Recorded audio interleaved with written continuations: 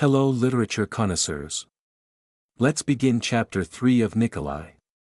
The chapter begins with Rayford as his former boss teaches him about the new plane. We get more of the cult mentality here as Rayford admits to himself that he wants to crash the plane while he's flying it. That way he gets to kill Nicolae. He does supposedly feel bad that innocent people might die in the attempt.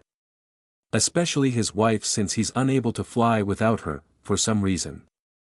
Can't he function without his slave, wife, being subservient to him? Probably another good reason not to have your slaves follow you everywhere you go in case you are contemplating suicide.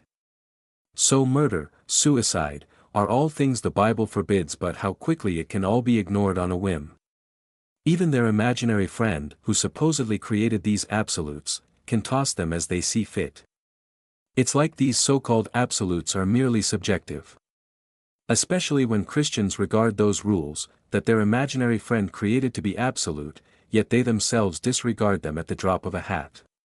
They only seem to be absolute until they no longer want to follow them. The excuse comes out that those absolutes are open to interpretation. Rayford learns that his boss installed very sophisticated microphones all over the plane that allows Rayford to listen in on private conversations. This sounds far-fetched that a boss at an airline somehow knows how to build wiretaps and listening devices that are undetectable to the expert FBI or CIA cannot detect. Scene changes to Buck as he finishes compiling the commentary that Dead Bruce had previously written. Judging by how they are acting, it seems this cult is going to replace the Bible with the writings of their now dead cult leader. It makes sense that the Bible is so outdated that someone needed to rewrite it in their own worthless image. Chloe wants Buck to read through the notes because there could be some embarrassing intel in there. Buck agrees and orders Chloe to find a way to live in Chicago where the church is. Good thing she is his slave like Rayford's wife is.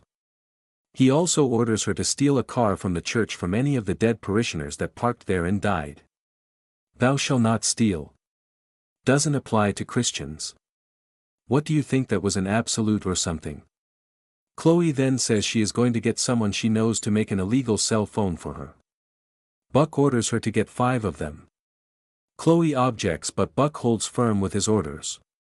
Scene changes to Rayford and we finally get through with the practice flight nonsense. Rayford listens in and Nicolae talks about how he used a 100 megaton bomb on the United States of Britain. Seems that authors have small dick energy here by making the UK into the United States. The US got its name because of how it was built, but the UK was not built like that. The name makes no sense. Next, a 100 megaton bomb would kill everyone in the UK. They are basically burning down a whole barn, with all the animals inside, because a spider built a web inside.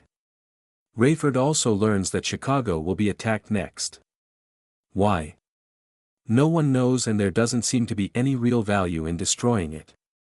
A better target would be Texas because of all the oil drills. It shouldn't surprise us because the authors make no sense. Rayford tells his plans to his wife, then calls Buck to leave a warning about the attack. Scene changes to Buck as he arrives at the Chicago office where Verna, the former boss that he keeps having a pissing contest with, tells him about the messages he has waiting for him. They fight, going back and forth with Buck being jealous, as he always is, by her dick size. Since she is an anatomical female, that really says something about him. He gets the message from Rayford about the attack and he wants to call Chloe to warn her on the new phone inside the new Range Rover. He doesn't know it for some reason and needs to threaten the dealer to get the phone number. The dealer looks up the number, but since that would have been given to him at the time of the sale and threatening to return the car should have no impact. Most dealerships are strict policies and just randomly giving out personal info on someone who could be pretending to be someone else. This is forbidden and Buck would have to go there directly and prove his identity before personal info could be released. If his head wasn't up his ass the whole time, he would have made a note of the new phone number. But since he seems threatened by the size of an imaginary penis that he's trying to measure against someone that doesn't have one, this is no surprise. While Buck talks to Rayford and tries to call Chloe, Nicolae calls him and he ignores it. Then when Verna tries to tell him about Nicolae wanting to speak to him, he gives her a hard time. Skipping ahead because there is another paragraph switched to Rayford as he worries someone will know he was talking to Buck. Buck is still trying to call Chloe but there is no answer. He gets interrupted again because Chaim is calling for him. Chaim talks about his friend Sion. He was the one doing the Messiah research nonsense. We learn that his family was kidnapped and slaughtered. He has gone missing and Chaim is worried about him. Buck brushes him off and skipping past more Verna nonsense he gets a hold of Chloe. She said a cop was trying to pull her over and Buck tells her to break the law. Skipping past the stupid bitch she's trying to get out before the city is attacked and can't afford to have the police stop her. Scene changes to Rayford as Carpathia announces that Chicago should be under retaliatory strike. Just to be certain I did a quick search to see if there were any missile silos there. There used to be back in the 80s but they are long since abandoned. So an attack on Chicago would be absolutely pointless because they have nothing in which to attack the UN or global community. Scene changes to a restless Rayford. He can't get in touch with Buck or Chloe, he only left them messages. He decided to send Amanda, the slave, to do his dirty work of hunting them down and getting them out of the city. She agrees and he makes plans so that he can fool Nicolae into letting her go while Rayford continues to fly Nicolae around.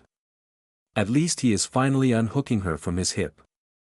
Rayford approaches Nicolae and as Nicolae makes a comment about hoping that Rayford's family in Chicago are safe. Rayford recalls that Nicolae will one day, according to his supposed cult book, be assassinated. Rayford is angry that Nicolae is showing sympathy because he thinks he is the Antichrist. He wishes he could be the one that will one day kill Nicolae. Scene changes to Buck and the story takes another strange twist. Buck screams for a phone and Verna hands him her cell phone. They make small talk with each other and seem to become friends as they put aside their differences. I guess Buck finally learned anatomy and that biological females do not have a penis. So his fragile masculinity need not fear her. Verna reveals that her home was destroyed and Buck dismisses this and tells her to give him a ride. He calls his father to see how they are doing after the attacks. He doesn't really listen to what his father is saying as he tries to push his religion on his father. His father gets a chance to dismiss him now and that's where the chapter ends. This is really funny that Buck is trying to push his religion after the way he has been acting. He's had plenty of opportunity with others but he's not interested in quote-unquote saving their souls. Buck and Rayford should be the poster children for Christianity because it shows what vile loathsome people they are. Of course if their imaginary friend actually existed then perhaps he would have done a better job of changing them instead of allowing them to do whatever they want. This ends chapter 3 of Nicolae. See you next time for chapter 4.